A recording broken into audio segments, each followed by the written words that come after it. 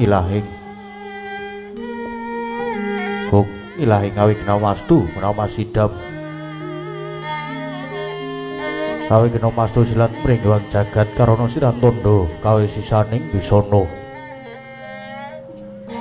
Sora sinawung lawan mula pestu masih lestantun lampahing Buddha jirantur tutur katelo tulo-tulat mrelap den paradya menurut sutong papa paraming neskara karna gya tuming jaman purwa Wene suda trae kang dina madama pinardi tameng lalata mangga tekap wasalaning Gopita taun renggeng pralambang matumpa-tumpa marma panggeng panggung panggunggung sang murekata Nggih negari pundita ingkang kaekuadi dasa purwa iku marang sawiji adilunuwih dasa 10 purwa marang wiwitan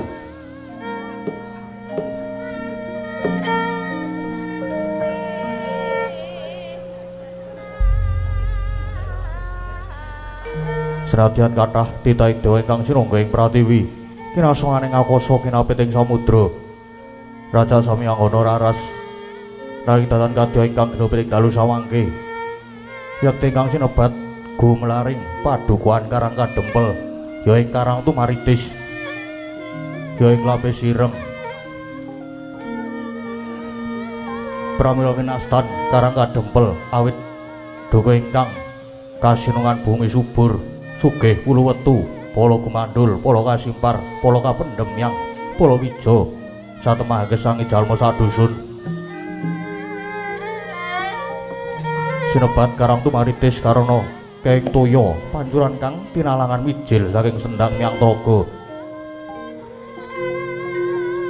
sinebat klampis ireng krana tengahing padukan tinangaran wit klampis ingkang cemeng kulusipun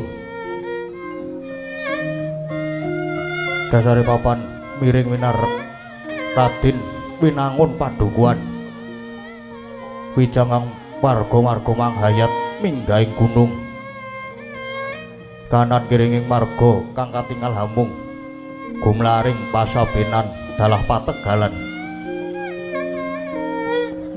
senadyan amung parigaga warijata sukanandi dudha ngasak miang rondo menter parandene ketinggal sarwi nang semake pancen wis dukap panen wahing dami wis katon padha tumungkul kuning gumiring kadya kencana sinangling katiuping maruta lembak yayah ombaking samudra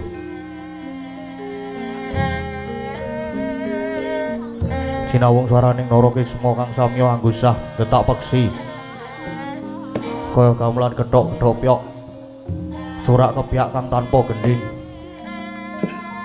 aglaring pategalan datan kujiwa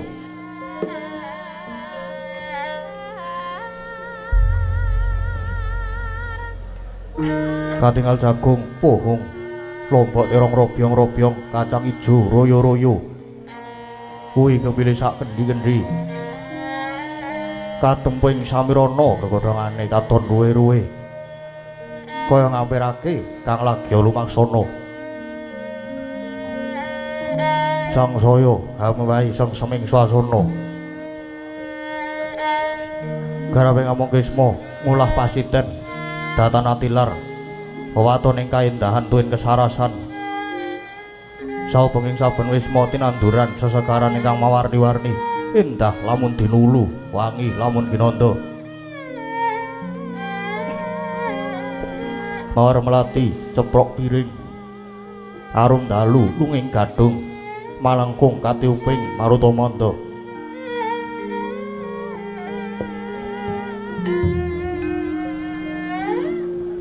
saben wisma kandhanging raja kaya tetela hamewahi endahing bali griya turta datang tilar wewatoning kasarasan ilining toya sendang tinalangan ajog ing pasiraman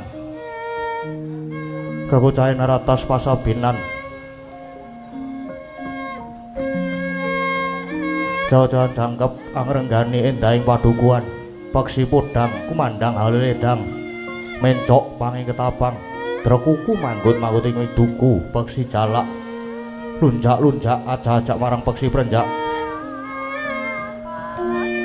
Kowe wis sajak kencan semayan marang peksi bayan. Bedet-bedet pating jarwit.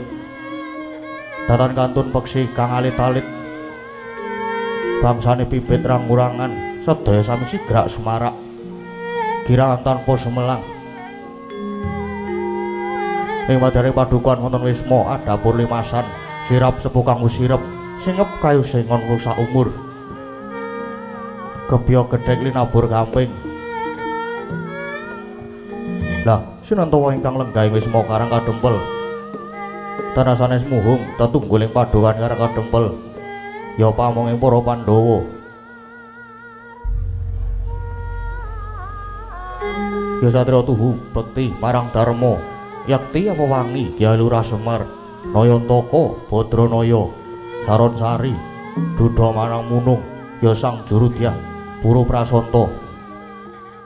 Janggan Semara Santa. Wong buka sampir buka jati ya sang Ismaya.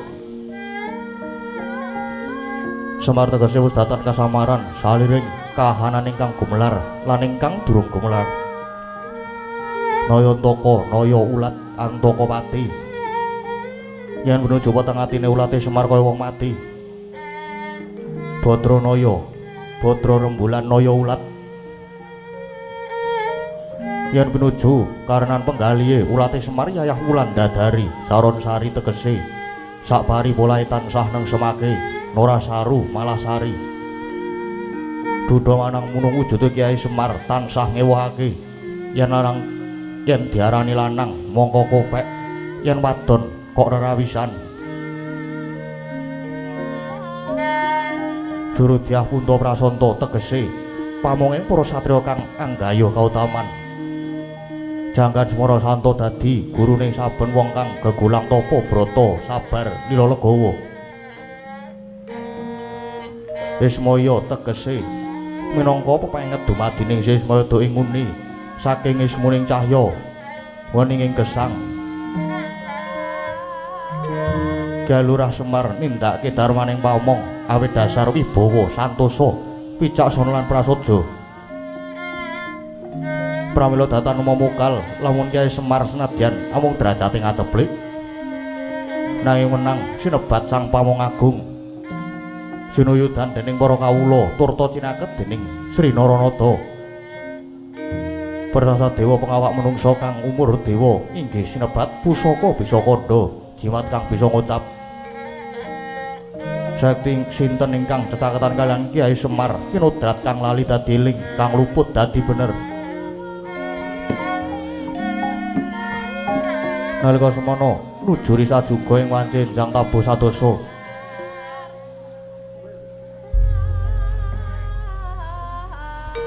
Kyai Semar kepareng lenggah ing griya ngajeng, lenggah ing bangku panjang. Katinggal delek-delek datan mubah datan musik.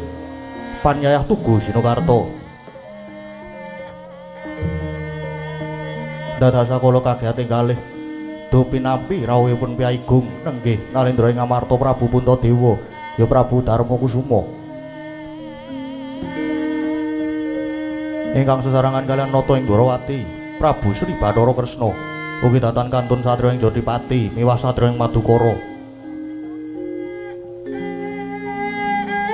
Niki Raden Arya Werkudara miwah Raden Harjuna ya Raden Janaka.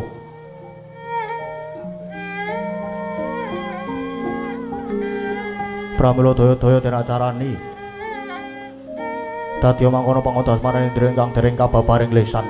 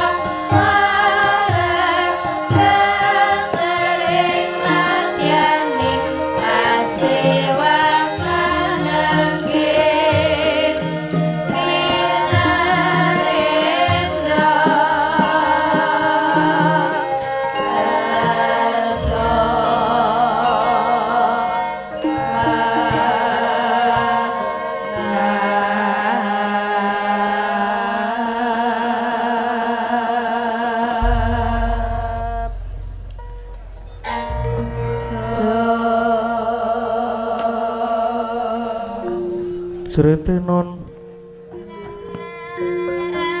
ing wase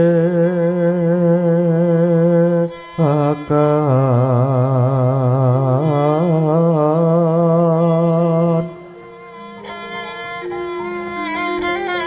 busana maneka warna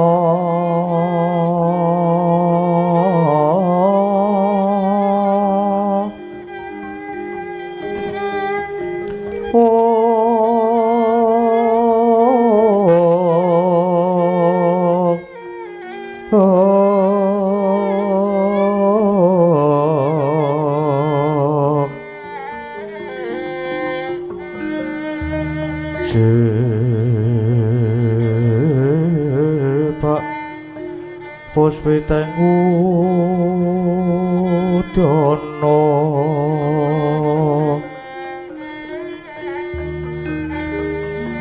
miang pancerah sarwara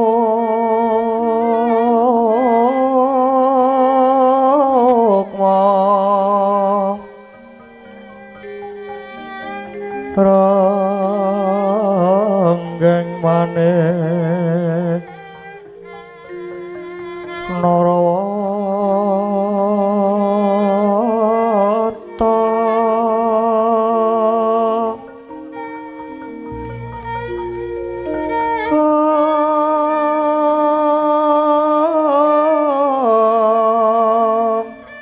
ana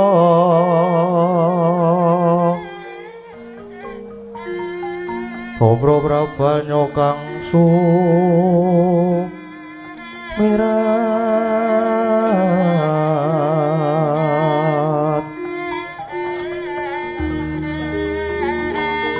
yaring deca lewat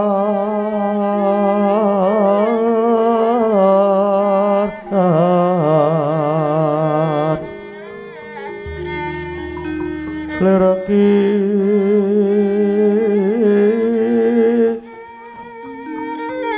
lat sisiring dadet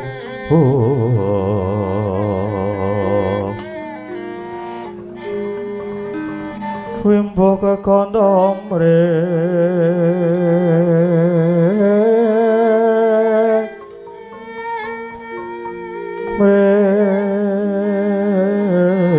ingin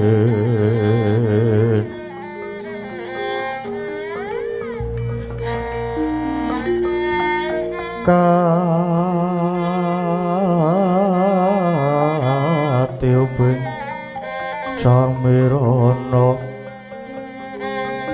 mandra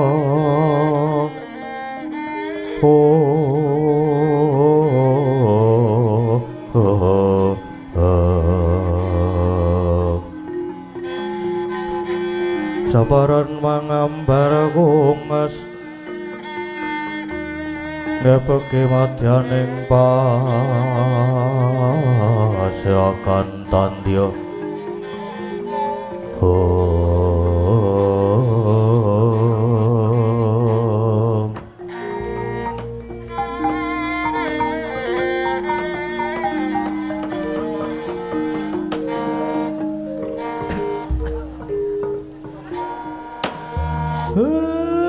blegagak ugag sadulita mulane kok prenjake padha ganter jagone padha tarung jebul karang kadempel kerawan para priyagung para her-her sinuwun ngamarta sasamunipun lenggah kanthi prayogi kula ngaturaken pambagya panakrami sami wilujeng sinuwun.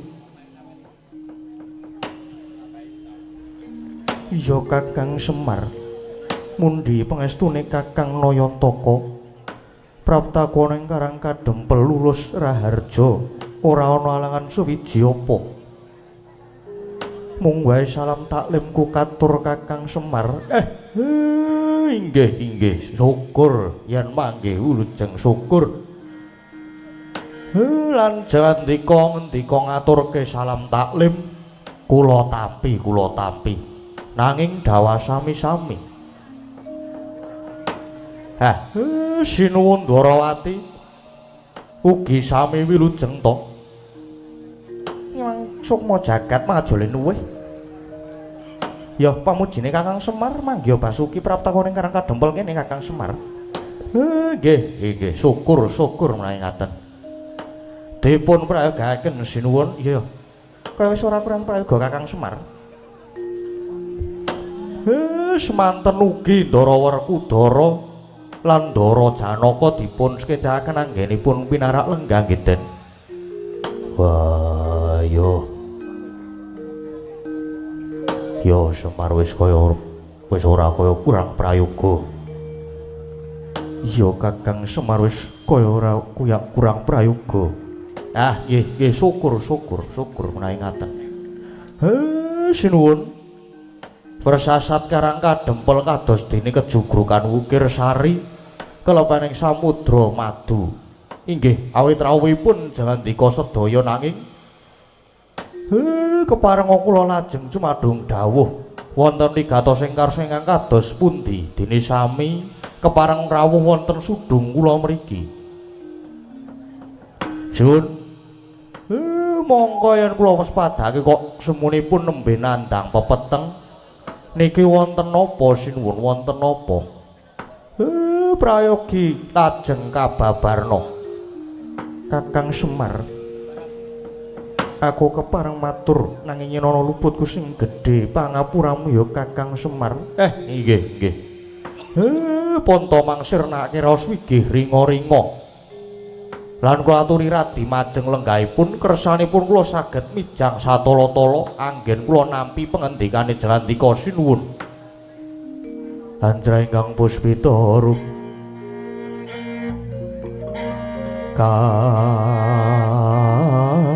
kasiring samira nomre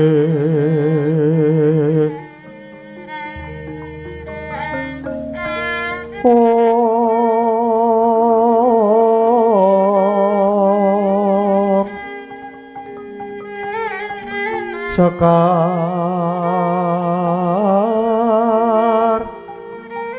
kaduk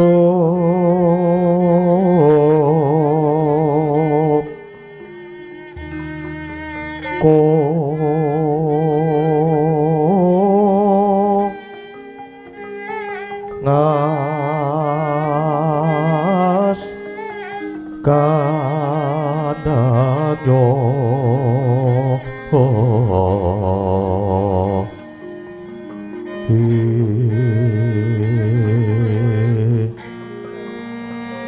maweh raras retnaning dia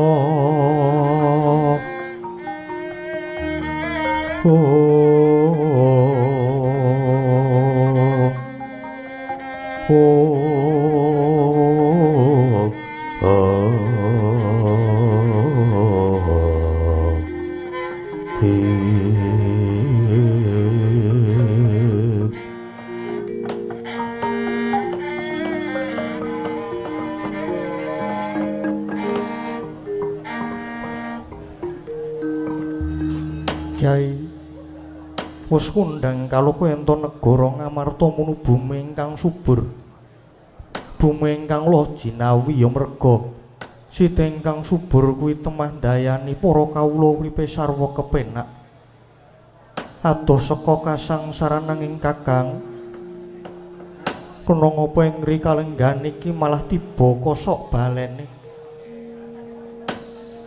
Ngamarta kang maune tentrem saiki malah dadi tintrim. Ngamarta ingkang kondang nanging saiki malah kebak penandang. Kakang Semar mongko saperangan gedhe para warga Ngamarta kuwi uripe kanthi srana olah tetanen. Garap bumi, garuluku nandur pari palawija lan sak manunggalane. Ingkang dayane bisa murakapi tumrap bebrayan gung. Nanging Kakang Semar kalenggan iki Indra Prasta kebaing reh priatinan penandang. Para among tani padha njerit reriyungan merga wis wola-wali gagar wigar anggone padha panen. Kyai Maragage paringa dawuh Pandhawa lan kawula Ngamarta kuwi sejatine duwe kaluputan apa Kakang Semar. Nggih. Pundarwaca anggen. Kula nampi pangandika paduka. Nanging mangke riyin nuwun sewu. Pandhawa niku rak nggih wonten sing momong to. Nggih menika Sinuwun Darawati kok mboten nyuwun prisa dhateng Sinuwun Kresna. Kok malah lajeng pasrah dhateng kula. Niku napa mboten klintu Sinuwun? Monggo Sinuwun Kresna niku nalendra ingkang titis sing pamawas Kakang Semar. Aja kleru ing anarka kaya sing wis-wis. Sayektine Nata Ndarawati kalah pertitis kelawan Kakang Semar. Mula Kresna Nyai Puntos Kadang banjur lumarap ning Karang Kadempel iki supaya nyadong dawuh pengendikane Kakang Semar. Uga nyadong pitutur luhur ing pangajap. Bisa ambabar kanugrahan kang gedhe tumrap Pandhawa lan migunani kanggo bebrayan Gung. Mula Kresna uga nyadong dawuh Kakang Semar. Wah, Semar, aku uga nyadong pangendikamu Kakang Semar. Maragage paring pitutur Kakang Semar. Nggih. Rahning kula dipercaya kula tak matur. Ketang lungsu kula badhe nderek udo panemu. Merga jane niki kula ibaratke kados dene suduk gunting tatu kalih krana menapa? Niki critane kula niku rak inggih gadah gegayuhan ajeng bangun desa. Tegese kula ajeng bangun wewengkon lan wewangunan sing wonten desa kula mriki. Lan kula pitados dika sedaya tartemtu ugi badhe paring pambiyantu lan nyengkuyung ning tumrap kula sing luwih wigati napa sing ajeng kula aturke niki mangke pengajap saged kinarya sangu supaya urip wonten ing Madyapada niki kebak katentreman ada seka memungsuhan lan tansah dicaketke dening sanak ruang mitra kawruh kersane rumaket leda seduluran Matsinamadhan daya dinayan bantu binantu. Margi tumrap kula wong urip ning alam padang niki nek duwe mungsuh siji niku wis kakehan. Nek duwe sedulur 1000 niku rasane nggih isih kurang mawon. Mila jandika sedaya rawuh wonten mriki menika malah kaleresan. Pamrih dimen saya caket kalih para kawula lan niki minangka tandha manunggaling kawula kelawan Gusti lire para pangarsa pangembating prajaya tansah migatekke para kawulane tegese sing dhuwur ngerti sing neng isor sing neng sing tengandhap nggih sami mestuti sing dadi dawuhe lan sing darbe panguwasa ya aja sewenang-wenang margi panguwasa niku mboten dinggih nguasani neng panguwasa niku dinggih ngayomi. Pun yen antaraning pangarsa lan kawula niku padha manunggal sayek saeka praya negara bakal dadi kuat lan sentosa niku sinuwun. Iya Kakang, kabeh apa ingkang dadi dawuhe pengendikane Kakang Semar puntos sakadang pun tansah mestuti lan yen pancen Kakang Semar bakal bangun desa mesti wae puntos sekadang bakal sabiyantu Kakang Semar. Nadyan Kresna uga bakal mbiyantu Kakang Semar. Wah, aja iki.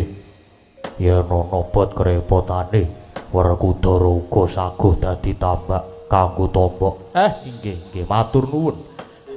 Matur nuwun. Dene paduka sedaya kersa sabiyantu anggen kula badhe bangun wewengkon. Lah sakniki babakan pengendikan lan pepeteng Jawandika kala wau. Ngaten nggih sinuwun. Janipun kula sampun grahita. Kula pun krasa yen ngamarta sakniki benten kalian ngamarta sing biyen.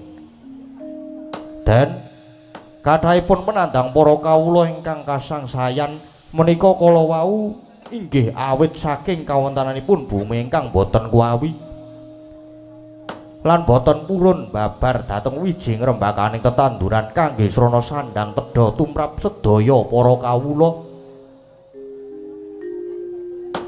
tumrap sedaya para warga ing kukuhan negari Ngamarta. Temah bumine dadi cengkar lemahe dadi grasak. Para among tani nadyan padha tandur nanging nyatane gagar wigar wurung kababar.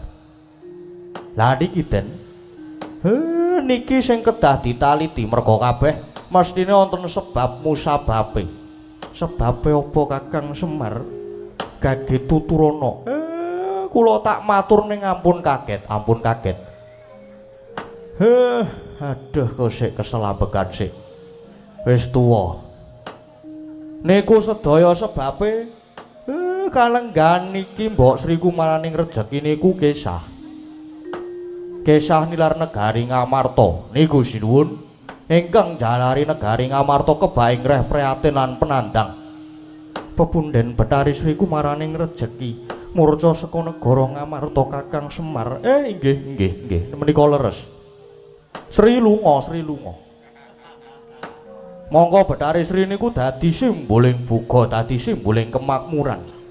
Iya Kakang. Banjur apa sebabe Bathari Sri murca? Lah niku. Mbok menawi para kawula Ngamarta sami kelepian anggenipun sami ngaturaken panuwun dhateng Gusti ingkang Maha Nasa lantaran Mbok Sri sing wis dadi sarana kamulyan lan murahing sandang pangan tumrap warga agung Ngamarta. Mongko biyen Ngamarta niku bumi sing subur apa wae sing ditandur mesti dadi. Neng saiki malah dadi bumi sing cengkar grasak. Umpamane tetaneman ijo royo-royo neng wancine panen mesti dipangan ama. Merga nggih niku wau. Para kawula kelepian boten migatosaken dhateng buminipun, mula ora mokal nek Mbok Sri Kumaraning rejeki lajeng uncat. Ngaten nggih Den, ngaten. Bumi niku nadyan saben dina persasat didak-idak dening sadengah titah. Nanging bumi niku ugi dados sumber panguripan, murakapi sagung para titah. Kejaba bumi niki dadi papan panggonan lan ugi saben-saben ditanduri tetanduran ingkang migunani tumraping agesang. Nanging kala mangsane ingkang nenggoni lan ingkang nandur malah lali Purwoduksina. Kelepian nggone duwe rasa syukur lan rasa panuwun marang Gusti kang peparing. Nah, mula yen bebar panen niku ora ketang mung pisungsung wujude sedekah bumi, niku ugi pinangka wujud rasa panuwun lan ujupe rasa syukur. Umpamane yen pakaryaning miyasa mina utawa nelayan, ya kudu dipisungsung sedekah jaladri lan malih niki ugi kalebet tata cara tilarane para leluhur. Nuwun sewu lho niki. Babakan iki mboten ngrembug bab kapercayan lho. Ning niki ngrembak bab budaya. Lah budaya niku napa? Budaya niku angen-angen ingkang babar kaendahan lan katentreman. Mila ampun ngantos dipun westani yen sing jenenge adat tradisi budaya kayata sedekah bumi, sedekah jaladri, nyadranan rasulan merti desa majemukan niku diarani milar saka wewalering agama. Niku mboten niku. Ingkang dipun tindakake niku sing beda niku ingkang dipun ditindakake. Ngibarate wong mlaku sing dijangkah padha ya mung dalane wae sing beda. Sepisan malih niki budaya adat tradisi tilaraning nenek moyang sing kudu dilestarekake. Syukur-syukur yen adat tradisi budaya ngaten niki diadani saben warsa. Lah niku sinuwun niku. Mula pun to mang titeni mawon. Yen para kawula Ngamarta niku sami ninggalke rasa syukur, rasa panuwun marang Gusti, ninggalke adat lan budaya pun mang titeni mawon. Ora suwe maneh jagat Ngamarta badhe kukut niki mangke sinuwun. Sigra-sigra yen permana kanca, sigra ngraketa nawang sesangka.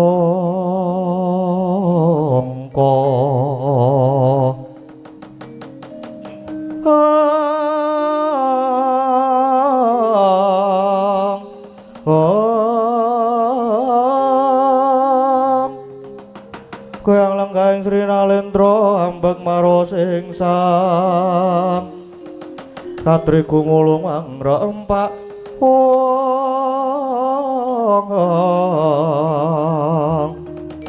katri gumulung mangrempahing wadya kurta kuroreh kakiri-kiri kurta kuroreh kakiri-kiri gumregut makut mangajab. Oh aduh kakang banjur prayogane kepiye kakang murih pepunden Mbok Sri Dewaning buka enggal kundur ing Ngamarta. Ya Kakang Semar mongso borong iguh pertikele Kakang Semar. Wah Semar piye supayane Mbok Sri enggal bali? Pun sinuwun sawetawis ngandika sedaya kula aturi lenggah rumiyin wonten bangkeran mrika. Mangke sedaya kula ingkang badhe budidaya mrih kunduring Betari Sri nanging sedaya mawon kula aturi suminggah rumiyin margi sajake niki karang kadempel lajeng wonten dayoh niki. Yen ngandika niki sami lenggah wonten mriki mangke ndak malah gelo penggalih dayoh niki mangke. Iya Kakang. Aku tak nunut nelunggan ana mburi ya Kang. Nggih monggo sami suminggah rumiyin slada teka niki dayohe.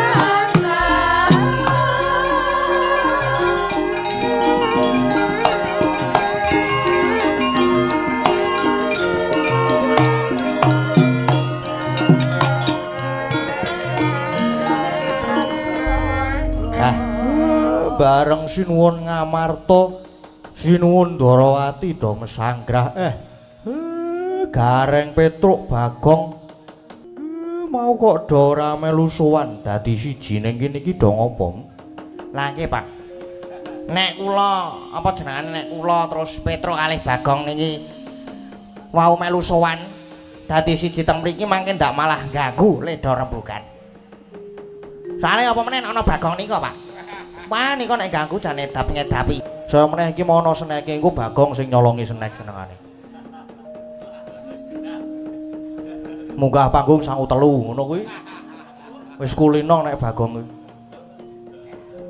Mulane niki wau terus do trima ning jaba, Pak.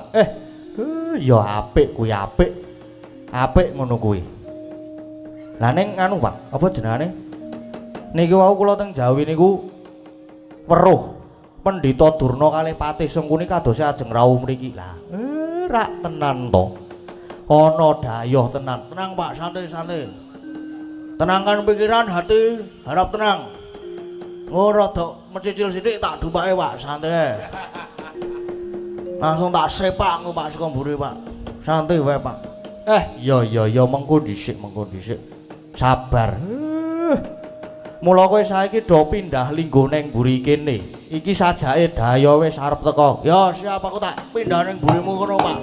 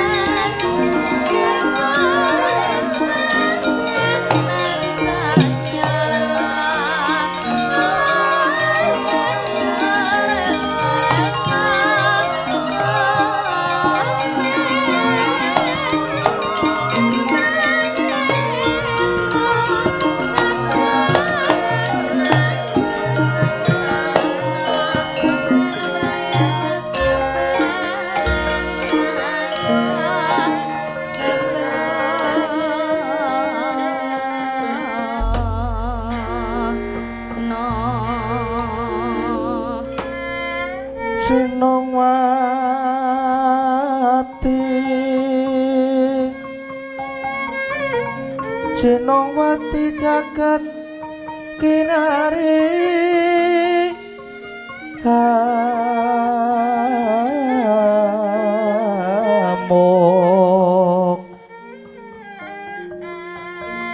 mbak lumembak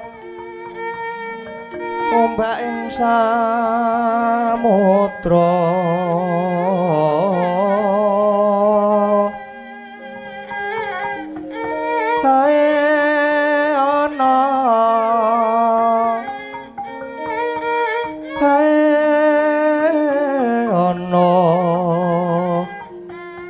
Balelo tambah kanggeng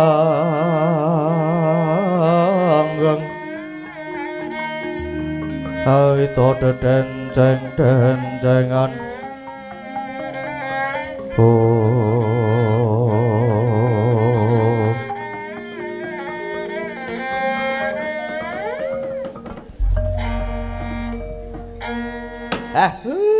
blagagag ugag-ugag satulita mel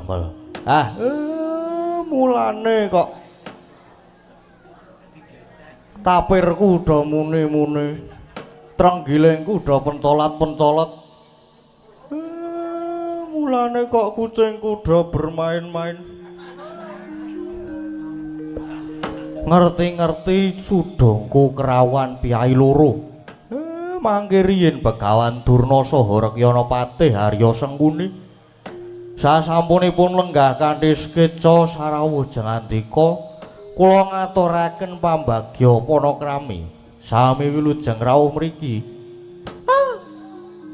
Lole Gandang blak kudul malu gembol sama ranting, hawalah. Alas dadi wono dadi alas. Alas dadi wono. Wono dadi alas. Dadi alas Krendayana. Terus dadi perumahan. Oh ya, Kakang Semar ya. Pamojene Kakang Badranaya slamet praptakono kene. Ya Kakang, ya. Praptaku ya ora ana alangan suwiji apa. Nggih syukur. Syukur menawi ngaten. Dipun pregakaken lenggahipun. Oh ya. Nadyan jane iki ora kepenak ning ya kudu tak penak-penake. Mergo aku ki pendhitaning ratu. Oh, kulino lungguh ning kursi sofa. Kursi sing ana gabuse. Sing ana empuk-empuke. Lah kok barang tekan kene mung dilungguhke ning lincak. Lincake wis jebol separuh ngene iki. Oh, iki marake gejepit.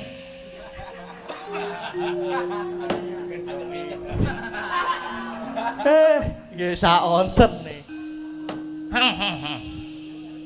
Semar kowe iki dadi punakawane Pandhawa. Neng seprana-seprene kok ya mung ngajek wae. Oh, nyatane omahmu ya isih kaya ngene iki wujute. Payonmu ya mung saka blarak. Lemah kene iki barang iki. Mesana iki jope neng iki lemah. Oh, ngono wae mung gur di keramik siji. Nggo nyetandarke sepeda listrik. Nggih kuwate namung tumbas setunggal e. Oh, Semar. Mulai ya di ngapuraken sendalku kepeksa kudu tanggo, mengko ndak masuk angin. Mergo ora kulino kena lemah. Ora kulino. Nggih mboten napa-napa. Truk, teko-teko wis legi to kae. Lah tendange wae apa? Engko sik urung dadi perkara e. Lah iya ana. Ning ya ora usah golek perkara nek iso. Ana aku ora golek perkara iki mengko ora lanjut lakone, Truk. Oh iya. Kandhane kok kowe iki wah bodoh banget kowe iki, Truk. Iki nek ora ana perkara ku lakone ora diteruske. Kok yo bar gara-gara bar limbukan ming mumet sirahe. Tak kandhani. Ya engko mengko sik. Nggih pun kajeng. Pancen kahanan kula nggih ngaten niki Pak kahanan kula niku. Nggih jupin meng setunggal ngaten niki kahanan kula. Neng kula nggih mboten nate ngresula, sing penting Bagas waras. Lah arep Bagas waras kepiye? Kepiye leh arep Bagas waras nek kaya ngene iki? Lah arep sehat kepiye? Omahmu wae ora pokro. Reget pelataranmu ya jembrong kaya ngono kuwi. Ngono wae. Kowe kok ya betah dadi punakawane para Pandhawa. Lah nek sekirane Pandhawa ki ora kuat bayar kowe, omong karo aku, omong. Omong karo aku mumpung bareng entuk amplopan. Nggih pun sak kersane sampean. Lah niki jane wonten wigati napa? Ngene Semar. Aku ya selawur ora betah kesuwen ana kene. Bakone praptakone karang kadempel kene mung pundi gawe anak Prabu Duryudana. Reneng saiki negara Ngastina lagi ketaman pageblok Mayangkara sing lagi larang apa jenenge? Nek larang sandang ki ora. Merga negara Ngastina kuwi negara sing sugih. Negara sing sugih blegedu nyatane wae. Glodelaken panganggonku sarwa emas. Glodelaken ki ali-aliku emas lho. Emas iki. Nggih. Untukku apa? Iki wis tak ganti perak karo emas kabeh. Ora mungkin growong. Nggih. Terus mbah jalarane iki apa? Kok dadi negara Ngastina iki kawulane akeh lelara, akeh rajapati bebasane sok lara sore tumekaning pati. Monggo pirang-pirang budidaya wis ditindakake. Kelebune bali para pinter, para wikuwinasis supaya ngusadani rengkane praja. Parandene ora mendhaneng malah soyong ngrebda. Lah banjur anak Prabu Duryudana nampa wangsiting dewa. Negara Ngastina bakal uwal saka penandang waton ora ketang mung sedhela kudu mboyong Semar ning negara Ngastina. Nah, tekaku ana kene iki Kedawan supaya mboyong Semar. Nek jane aku ora percaya karo keluwane Semar ki apa ora percaya aku. Nek gandeng aku ki mung sademo didhawuhi, anane ya mung mangkat ngono wae. Wis ngono kuwi, mula. Ayo saiki gelem tak boyong nang negara Ngastina. Terus mulai sampun teng negara Ngastina niku pripun? Ya kudu gelem diboyong nang negara Ngastina. Gelem ora gelem kudu gelem. Iya Kakang Semar kuwi bener. Aku pinangka dadi seksi tama yen Kakang Durna iki kedawan supaya mboyong Kakang Semar. Mula yen pancen Kakang Semar ora kersa diboyong wis to. Arep ngarani bebana apa aja sumelang. Aja sumelang. Mesti bakal dituruti klebu anak-anakmu mengko ya bakal dimulyake. Semareko ten prayetno samulire seko bali kilar-kilar semedi ing tengah latar. Oh nggih nggih kula jane mboten kawratan yen ajeng diboyong ten Ngastina neng ampun sakniki margi niki kula tasih wonten ayahan minjang yen pun rampung ayahan kula purun diboyong. Lah terus rampunge kapan? Ayahanmu kuwi kok sajae penting. Nggih udakara setengah tahun munggahe nggih setahun malih. Setengah tahun munggahe sataun meneh. Gampange kowe mung arep nampik Semar. Kowe iki mung arep diboyong dimulyakake kowe kok ora gelem. Mbok kowe iki ngrumangsane kowe iki mung punakawane Pandhawa wae. Neng tekan seprene kowe tetep melarat. Kowe mung ajeg dadi batur ketibal 17. Lah mung arep dimulyakake wae kok ora gelem gleleng. Angkuh kowe Semar. Lan meneh Semar. Mau ngarep aku kandha. Nek jane aku ora percaya karo Semar, aku jane suthik teko ing panggonanmu kene. Nek gandeng aku kadhawuhan anak Prabu Duryudana, kepeksa aku kudu menyang. Mula Semar tak bujuk srana alus ora gelem apa kepeksa aku kudu nganggo srana sing kasar. Kersane sampeyan niku pripun? Halo sawangen. Aku rene iki nganti wadya bolos gelar papan kanthi sikep begawane ngayuda. Mula nek kowe wangkal wangkot ora gelem tak boyong, karang kadempel bakal tak dadekke karang abang, bakal tak obong. Oh, tak kurang ajar tenan to.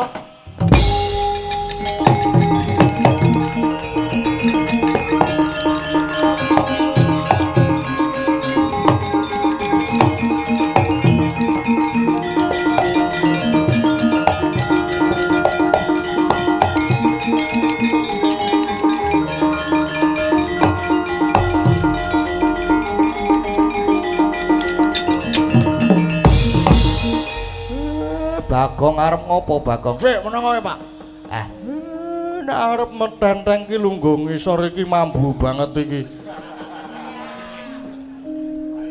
Sorry. Wis tak gosok mongko mau. Mbah. Mbah Drona. Sampeyan duwe dalan kacang ki mbok ditata. Nah, Bagong iki. ngarep ngopo? Ngopo? Wah, kae perkara ki Bagong nesu tenan. Wis kowe menengo. Menengo apa melu tak antemi lho kowe, Truk. Ya tak meneng aku tak meneng. Bagong kowe aja melu-melu perkara iki. Melu wae aku anake Semar padake. Melu wae niki rombongan padake. Sampeyan ning suwe-suwe iki yo gawe kemropok. Gawe kemropok kepiye? Sampeyan dapukane apa ning Ngastina? Sampeyan dapukane napa teng Ngastina tak kula tak takon. Kena aku dadi pujanganing kraton wis dadi pendhitaning ratu. Lah kene dadi pendhita.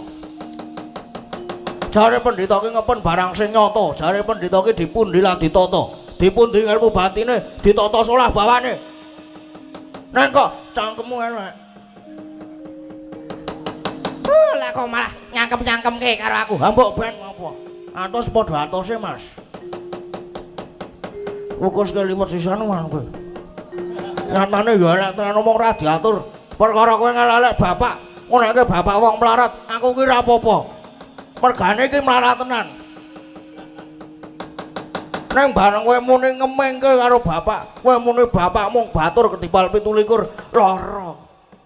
Sakit hati. Lara artiku tak kandhane. Kowe padha karo wis ngemengke bapak, wis ngenyak-enyak bapak. Bagong ora trimo perkara bapak mlarat ya wis ben. Wong mangan ya ora njaluk kowe. Tur bapak urip ngene iki ya ikhlas wis nrimo apa anane. Tetep bersyukur tak ngandani. Mergo piye wae hasil sing halal saka jerih payahe bapak dhewe. Neng bareng kowe. Kowe nglarang kowe umuk mergo sugih bandamu pirang-pirang. Neng kuwi hasil saka leh muni leb duwite rakyat ya apa ora? Ngaku apa ora kowe? Padahal kene ora ngerti. Janjane arep gawe WC umum sprene ora dadi. Janjane arep nukokke mobil nggo desa, sprene didol.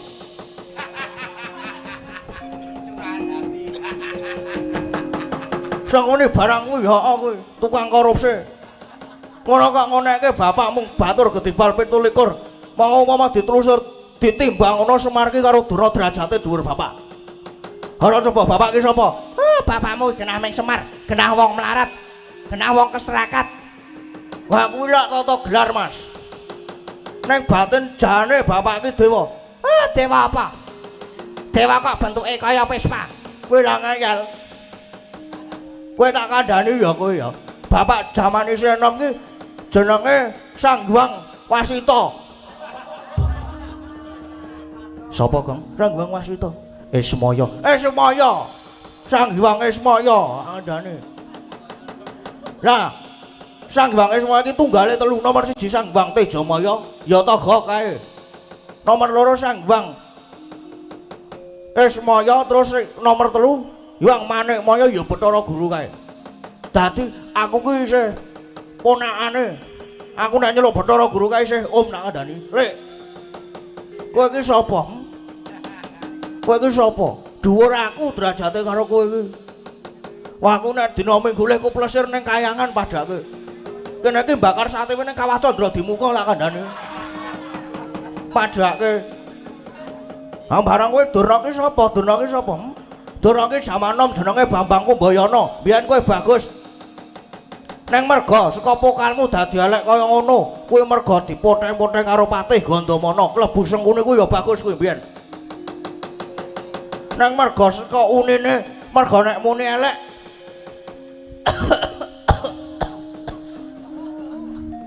Sorry sih, aku ki lagi sakit ya. Merga saka unine elek kuwi ya melu dipoteng-poteng karo Patih Gandamana. Ya apa ora? Ora wae. Ngapa kowe? Mulai ya tekan saiki Durna karo Sengkune iki mung dadi provokator. Kaya ngono kok nyepelekke bapak melarat mung batur gedibal 17, Bagong sing ora trima. Aku ki sayang karo bapak masuk angin tak kroki. Tak kroki wae nggo pacul. Piye? Lah kok kuwi bapak ki dijegoke kirek. Bol kirekku. Dadi ya mung tak nengke wae. Mula nek kowe sumbar, nek kowe ngelek-elek bapak Bagong sing ora trima luwe-luwe, kowe sumbar nek karang kadempel arep tok obong. Bagong sing arep belane, ayo muni kowe saiki Dur. Muni yo. Wani suwe nguneke bapak meneh tak laban cangkemmu. Yen ngono kowe wani, arep wani karo Pendhita Durna. Mongko aku rene ngretadya bolos gelar sepapan. Halo. Coba deloken. Piye? Ambemu apa piye? Apa dikira Bagong ki wedi? Sing tok ndel-ndelke mesti Kurawa. Kurawa ki mung